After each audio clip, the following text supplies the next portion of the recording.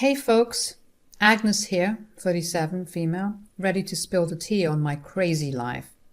So imagine this, a girl growing up surrounded by trapeze artists, fire eaters, and clowns. That was me, Agnes, the unintentional circus sensation.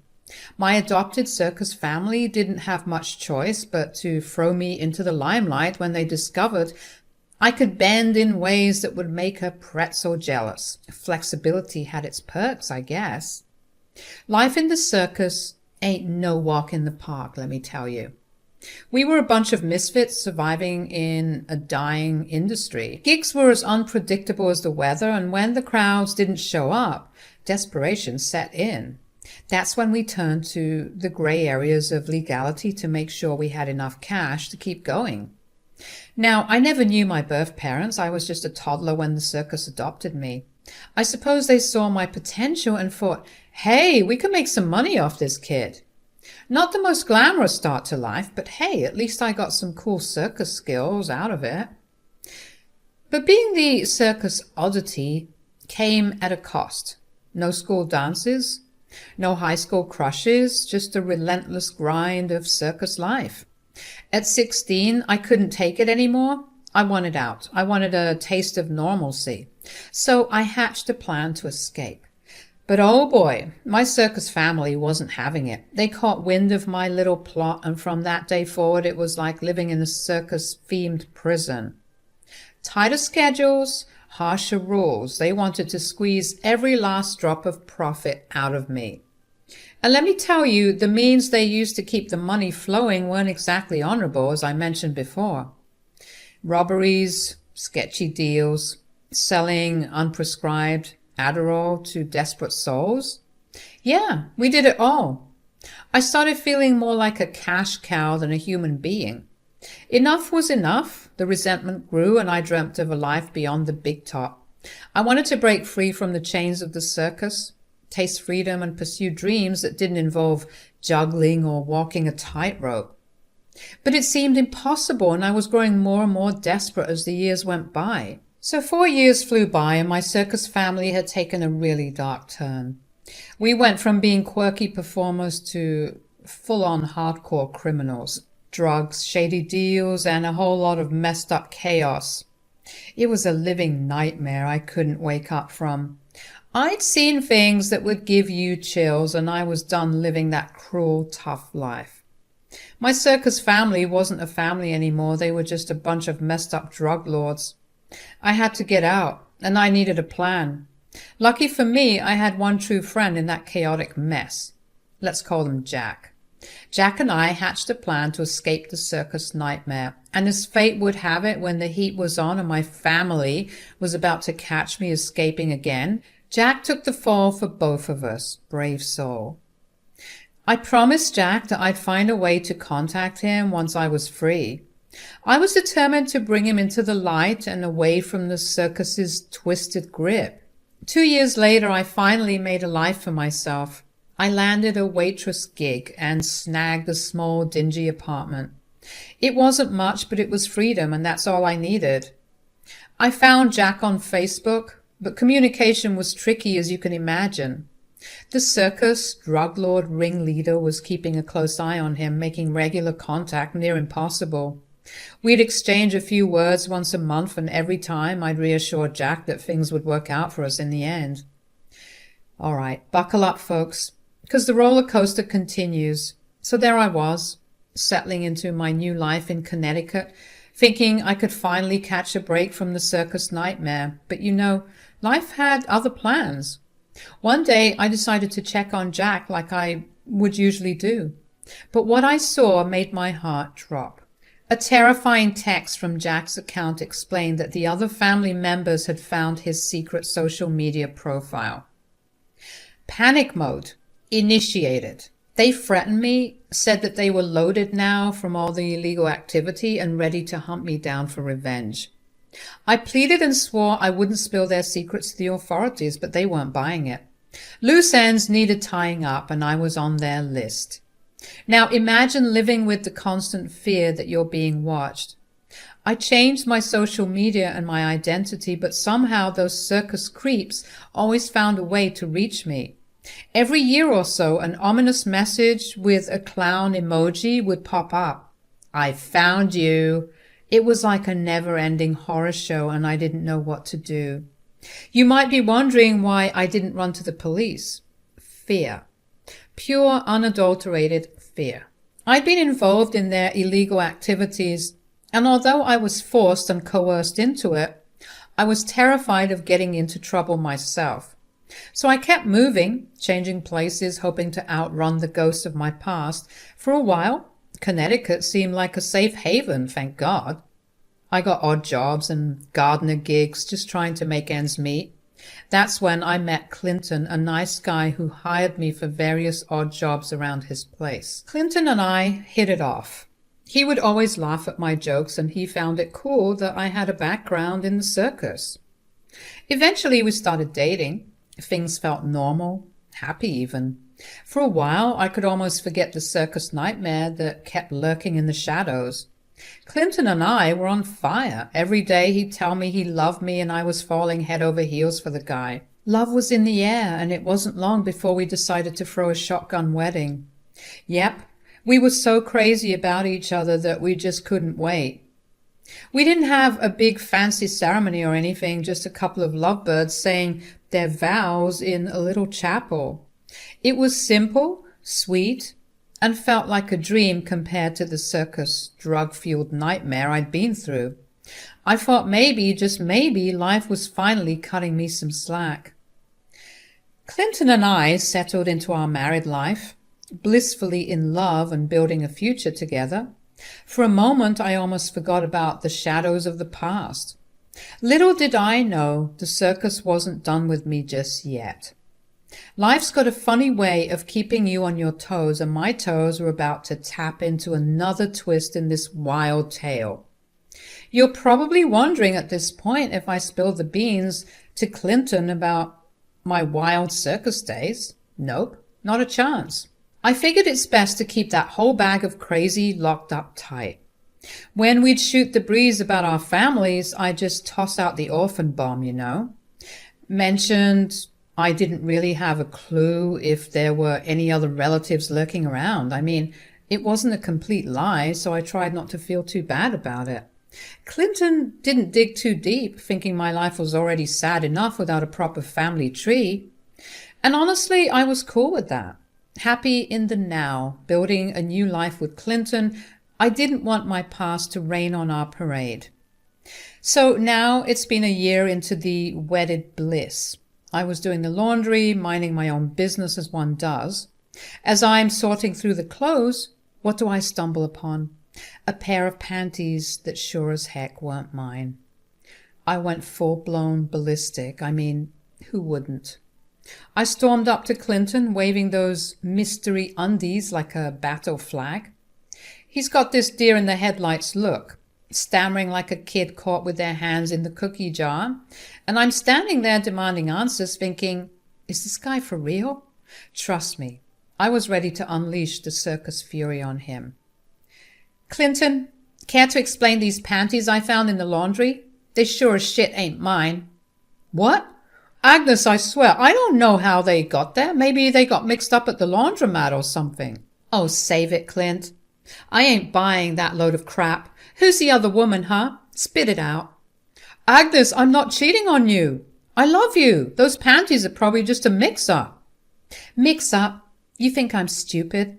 I've been through enough crap in my life to spot a liar, and you're lying through your teeth. Agnes, I swear on everything Spare me, Clint. You're just like the rest of them, a big fat liar. You're overreacting, Agnes. Overreacting? I've been through literal hell. And now this. I won't be played for a fool. You're being irrational. Just calm down and listen. Calm down?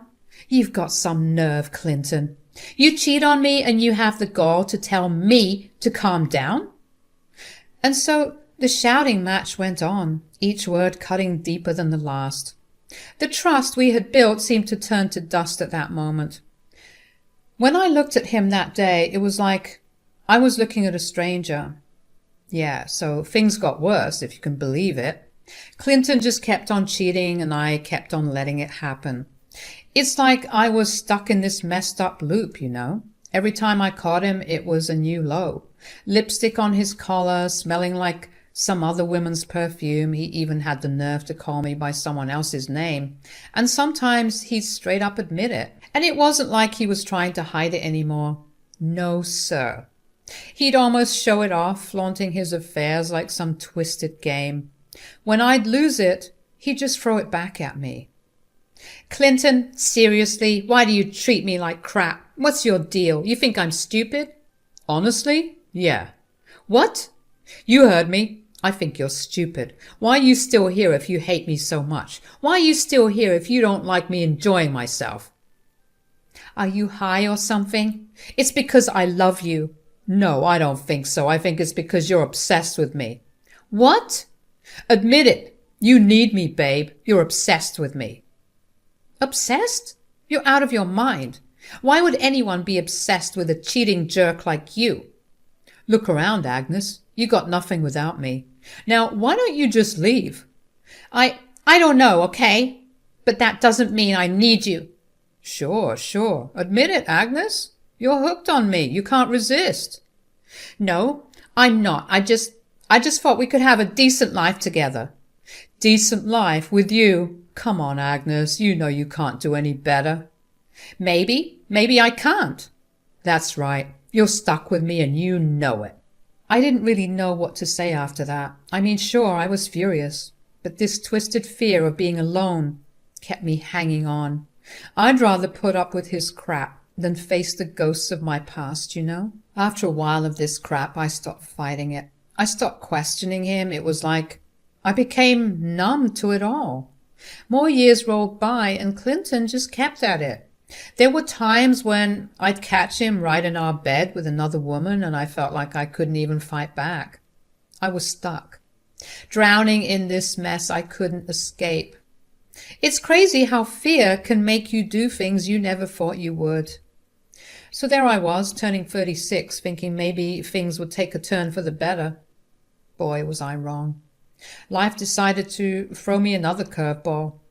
Clinton continued his cheating antics. It was almost comical at this point. Lipstick on his collar, late-night calls, the whole shebang. I barely flinched anymore. It's funny how you can get used to your own personal hell. Nights that used to be filled with silent sobs now felt eerily quiet. No more tears. It's like my soul has run out of water. But this is where things took a turn. You remember that toxic circus family I mentioned earlier? Yeah. Turns out they found me. Got a nice little DM on my Instagram saying, "Nice try," when they figured out I was going by a different name and decided to drop me a threatening note. I felt a chill run down my spine. How the heck did they find me again? I changed my name, my location, everything. It felt like they had eyes everywhere, and suddenly all the old fears and nightmares came rushing back. I tried to shake it off and focus on my life with Clinton, or whatever was left of it, but it was like trying to ignore a storm that was about to wreck everything. I couldn't escape the feeling that my past was catching up, and it was bringing a world of trouble with it. Turns out they weren't too worried about chasing me down all these years because they were too busy swimming in their pool of ill-gotten gains. But now the fuzz was about to rain on their parade. They texted me their threats, trying to squeeze me like an old rag. The grand plan? They wanted to wire their dirty money into my account, making me the fall guy when the law came knocking. Real classy, right? They weren't asking, they were demanding. "Give us your bank details, Agnes," they sneered, thinking they had me cornered. Threats echoed through the phone, promises of ruining my life if I dared to defy them. They even had the audacity to tell me I should be grateful they left me alone all these years and that taking the fall for all their crap was the least I could do since I abandoned them. I begged and pleaded, but they were heartless, and that's when the light bulb flickered in my head. A twisted plan was forming. "Sure. Wire the money," I texted back. I tossed my bank details their way like a juicy bone to a pack of wolves. They boasted about sending $500,000 anonymously, thinking they were the puppet masters pulling the strings. Little did they know I was about to turn the tables and make their puppet show a comedy of errors. Let the circus games begin. The next day I approached Clinton with a carefully crafted email from none other than yours truly, but he didn't know that. I told him that I did indeed have some long-lost relatives tucked away in a European royal family.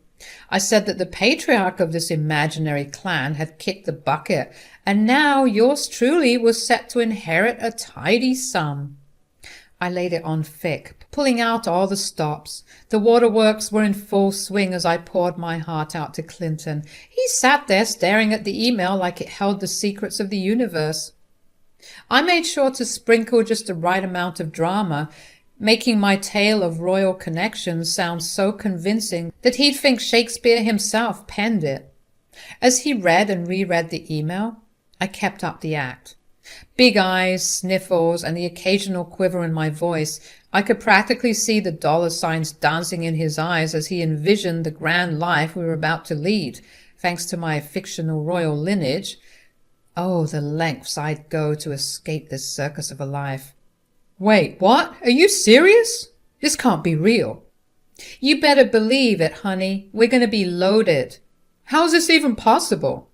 Yeah, I know, it's crazy. I never thought I had any family left out there, but now apparently we're looking at a whole new life. A better life. A better life is an understatement, babe. We're going to be loaded. Yeah, you're right. The amount of money they sent me is crazy. I'm talking in the hundreds of thousands over here. That's a game changer, Agnes. Are you sure this is real? Have you ever received the money? How much is your bank account balance after all this inheritance talk? Then I pulled up my phone to show him my bank account details, and I swear he was on the verge of passing out. But he saw the proof right there, and let me tell you, he just couldn't contain himself. Clinton got all giddy with his plans. He wanted to be the money man, saying he had the education for it. So it was best if he held on to the money. But you know, I could see that sneaky look in his eyes. I figured he had some shady moves in mind, but I gave him my bank details anyway. The next day I woke up to find divorce papers on my bedside table, along with this letter from Clinton. He spilled the beans about grabbing the whole $500,000 and proudly announced he was off to shack up with his supposedly better girlfriend. According to him, I was dumb for trusting him with the cash, and he made it clear we'd never see each other again and that he played me. He said that he was expecting me to be out of his house by sundown and to leave the keys on the front porch so that he could get his things and move on with his life too. But I was the one who was going to get the last laugh. In fact, that's exactly what I did. I laughed and I laughed and I laughed some more, realizing that this was exactly what I wanted to happen. This was what I was waiting for. I wanted Clinton to take the fall for that dirty circus money. This was going to be my payback for all those years of humiliating me and cheating on me. So after he made his grand exit with the cash, I couldn't stick around. They could trace it back to me, no doubt. But packing up my life at a moment's notice was one skill the circus drilled into me. So in a flash, I got rid of any trace that I'd been living there, tossed my clothes, lost my IDs, even burned some evidence of me ever being in that house. I even burned the divorce papers.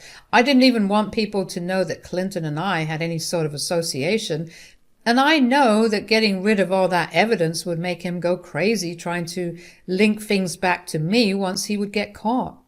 That was it. No looking back. I hit the road, running away from the life I'd been leading for the past decade. I'm not going to lie. I was scared that my plan wouldn't work. What with Clinton obviously trying to plead his innocence and then revealing that the money had actually belonged to a certain Agnes, who was his wife. But then I got some wonderful news not long after my little stunt. A few weeks later, I saw Clinton's face plastered on the front page of the local newspaper. He got arrested for fraud, all thanks to that money in his account. Safe to say I was finally in the clear. I couldn't resist digging into the whole Clinton debacle. The story in the newspapers was like a script for a bad sitcom, and I needed to know all the juicy details. Turns out the police thought Clinton was a total nut job. I mean, who screams and yells about his wife being the mastermind behind some sketchy $500,000 inheritance? But the cops weren't buying into his act. No one inherits that kind of cash out of the blue. Even his string of girlfriends didn't help his case. They were clueless about me, thinking it was just another one of his wild stories to escape the clutches of accountability. Needless to say, his side chicks weren't too happy to find out that they weren't the only ones of his lovers, so they had no trouble cutting ties with him and making him seem like Jack the Ripper in the eyes of the law because of his deceit. When the police raided his place, they found no trace of any Agnes living there. Every move Clinton made to prove his innocence just made him look even more guilty. The newspapers were having a field day with headlines like "Mad Men's Imaginary Heiress" and "Delusional Husband on the Loose." They even mentioned that he was going for psych evaluations tagged as clearly delusional and a potential threat to society. Now that brought a smile to my face. I couldn't help but laugh at the sheer absurdity of it all. Maybe justice was finally catching up with him. There were quotes from Clinton in the newspapers saying things like, "Agnes, I don't know what you've done, but I'm going to find you and I'm going to get you." It sounded more like a bad movie line than an actual threat. Honestly, it was nowhere near as threatening or scary as the text I used to get from my crazy circus family. Needless to say, I was used to being threatened by people with actual power, mind you. So I wasn't scared about what stupid old Clinton would try and do to me. Besides, he was the one stuck in a jail cell, so I think I'll be fine. I decided it was time to pull off another disappearing act, change my identity, move somewhere where no one knew me, and try to live out the rest of my days without being watched or hounded by the ghosts of my past. Again, I was glad. I got the last laugh. Finally, I had the revenge I deserved after being cheated on for so long.